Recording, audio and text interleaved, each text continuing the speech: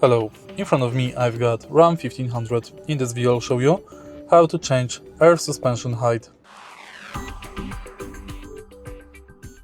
In the beginning, start your car or enable Run on the ignition. Take a look in the center of the car. Right here we've got this button. You can select 4 modes for air suspension. Press this button to lower the suspension or to raise it. You can check your current suspension mode on the instrument cluster.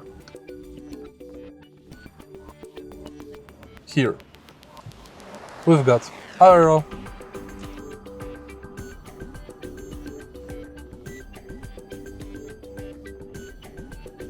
lowering to standard,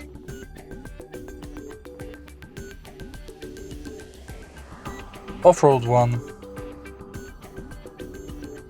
and off-road 2. If you find this video helpful, please leave like, comment and subscribe.